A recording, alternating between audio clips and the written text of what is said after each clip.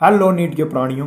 तो जैसा कि मैंने आप लोगों से प्रॉमिस करा था कि मैं चैप्टर की वेटेज बायोलॉजी की आप लोगों को ला के दूंगा, तो आज वही वीडियो है। तो बिना देरी करते शुरू करते वीडियो।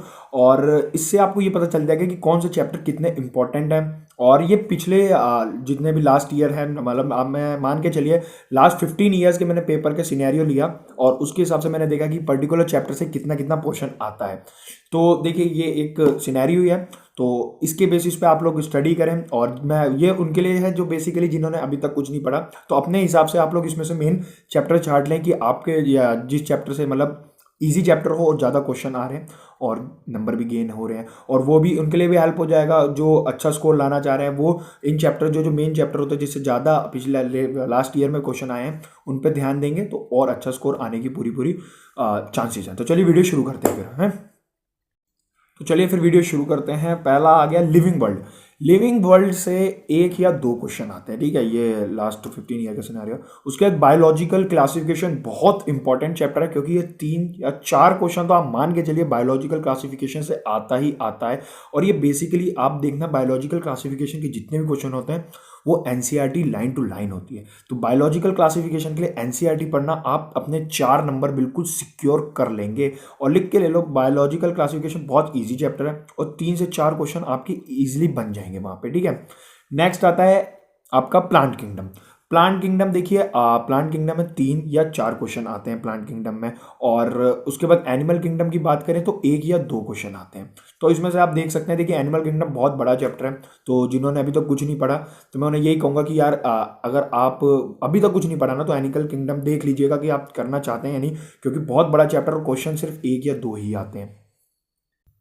उसके बाद आता है मॉर्फोलॉजी इन फ्लावरिंग प्लांट्स, ठीक है। इससे 4 या 5 क्वेश्चन आते हैं और अच्छा चैप्टर है। और 4 या 5 आपको क्वेश्चंस मैंने जैसे देखा बन रहे थे, आ रहे थे। और एनाटमी इन फ्लावरिंग प्लांट से 2 या 3 क्वेश्चन, 2 या 2 क्वेश्चन आप मान के चलिए इसमें से आते आते हैं, ठीक है। उसके बाद बात करते हैं स्ट्रक्चरल ऑर्गेनाइजेशन इन एनिमल्स।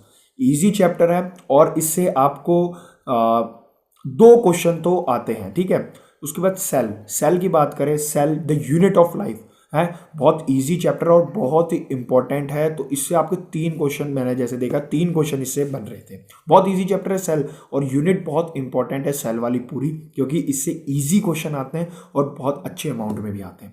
उसके बाद बायोमोलिक्यूल्स से 2 क्वेश्चन, इजी चैप्टर है। और बायोमोलिक्यूल्स आपकी ये अगर बायोमोलिक्यूल्स आप पढ़ते हैं तो ये केमिस्ट्री के लिए भी हेल्पफुल होता है, तो 2 क्वेश्चन आपको बायोलॉजी में बायोमोलिक्यूल्स दे देता है, ठीक है। Cell cycle and cell division से अगर आप देखें तो 3 क्वेश्चन बन रहे हैं, और सेल वाली यूनिट बहुत इंपॉर्टेंट होती है। और अगर आप देखें तो सेल वाली पूरी यूनिट से आप मान के चलिए 6 या 7 या 8 क्वेश्चन तो आपके इजीली बनेंगे बनेंगे, और बहुत इजी क्वेश्चन आते हैं। तो सेल वाली यूनिट को ना थोड़ा ध्यान से पढ़ना, ठीक है। उसके बाद हम बात करते हैं ट्रांसपोर्टेशन इन प्लांट्स की। ट्रांसपोर्टेशन इन प्लांट्स से आपका 1 क्वेश्चन आता है, ज़्यादा नहीं आता।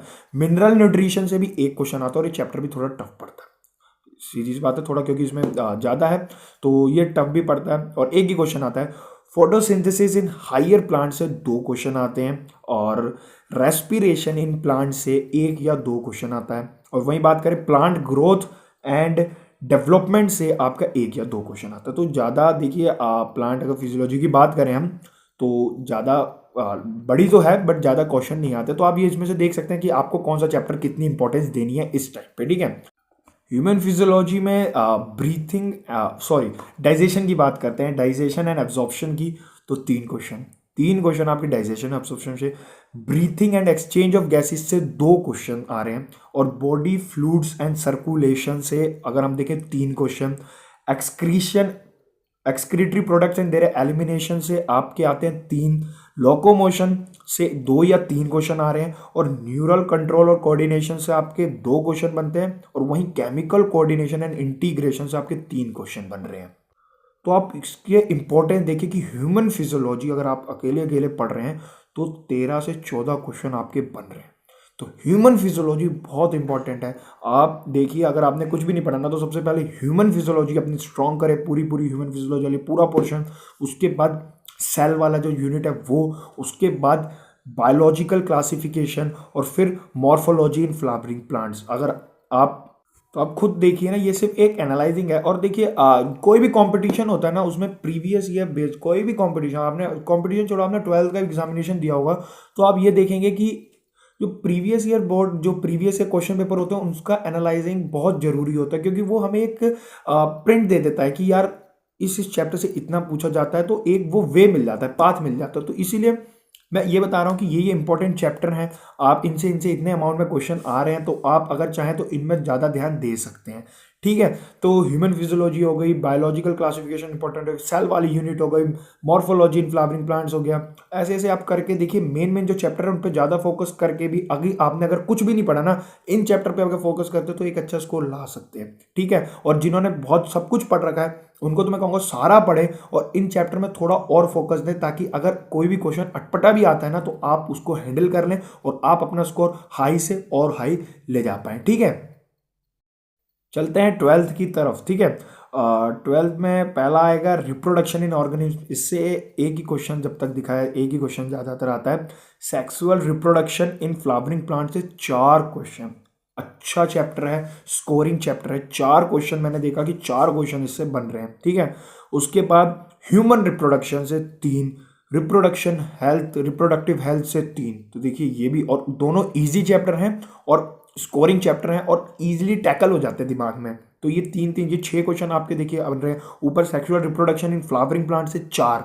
ठीक है, principle inheritance and variation, थोड़ा सा किसी किसी को टफ लगता है, किसी किसी को इजी लगता है, बट क्वेश्चन का अमाउंट देखिए 3 या 4 क्वेश्चन यहाँ से भी आ रहे हैं। और वही बात करें मॉलिकुलर बेसिस ऑफ इनहेरिटेंस, देखिए मॉलिकुलर बेसिस ऑफ इनहेरिटेंस बहुत इंपॉर्टेंट चैप्टर अपने आप में माना जाता है, और आप मान के चलिए इससे 4 या 5 क्वेश्चन पूछे ही जाते हैं, और बहुत इंपॉर्टेंट चैप्टर है ये 12th का। उसके बाद इवोल्यूशन से 2 क्वेश्चन मान के चलिए इवोल्यूशन से आते हैं, और फिर उसके बाद आ गया ह्यूमन हेल्थ एंड डिजीज से 2 या 3 ह्यूमन हेल्थ एंड डिजीज भी आपको दे रहा है। फिर उसके बाद आ गया strategies for enhancement in food production, छोटा चैप्टर है, 2 क्वेश्चन आपको ये भी दे के जाएगा, क्योंकि 2 क्वेश्चन इसमें लगभग आते हैं।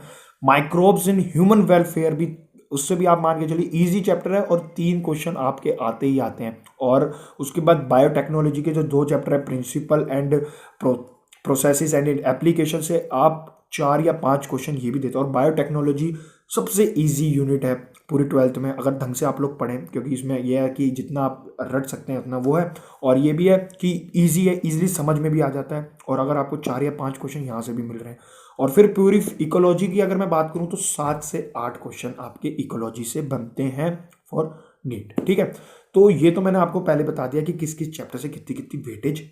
तो देखिए ये वीडियो बनाने का मकसद बस इतना था कि आप लोग एक पेपर लीजिए, उसमें लिखिए कि किस किस चैप्टर से कितना कितना आपका सिलेबस आ रहा है, क्योंकि अगर आप पिछले इस ईयर से अगर देखेंगे नहीं कि क्या क्या सीन चल रहा है, कैसे कैसे चल रहा है, तो थोड़ा दिक्कत में, क्योंकि एक पाथ सा मिल जाता है, तो इससे आपको मिल जाएगा। तो आप देखिए कि कौन कौन से इजी चैप्टर हैं, और आपको अपना मार्जिन तय रखना है कि 300 चाहिए, तो 300 प्लस के लिए इस चैप्टर से इतना इतना आ रहा है। आप ऐसे ऐसे पूरा मैप, रोड मैप बनाइए अपना, और उसी दिशा में आज से काम करना शुरू कर दें। और जिन्होंने कुछ भी नहीं पढ़ा, अगर वो चाहते हैं कि अच्छा स्कोर आए, तो देखिए सब तो आप पढ़ भी नहीं पाएंगे। अगर आप देखें तो अभी बैठेंगे पढ़ने तो सब कुछ तो नहीं पढ़ पाएंगे, और सब कुछ पढ़ने के लिए भी नहीं होता।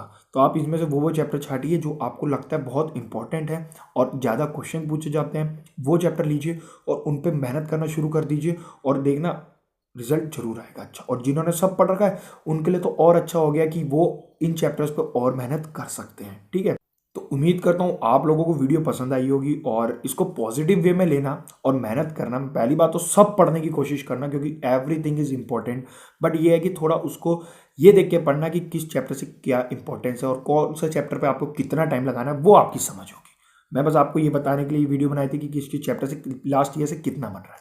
तो लाइक शेयर सब्सक्राइब कर देना, और चैनल के साथ नहीं है तो सब्सक्राइब कर देना। एंड और नेक्स्ट वीडियो आप किस टॉपिक पे चाहते हैं वो भी कमेंट करके आप लोग बता सकते हैं। मैं रिप्लाई तो नहीं कर पाता, बट मैं वीडियो पर्टिकुलर लाता रहता हूँ ऑन द टॉपिक, ताकि सबकी जो दिक्कत है वो कंट्रोल रहे। तो और टेंशन मत लो, डिप्रेशन मत लो, फोकस रखो पढ़ाई पे, लगते रहो, करते रहो मेहनत। तो मिलते हैं फिर नेक्स्ट वीडियो में। Bye bye.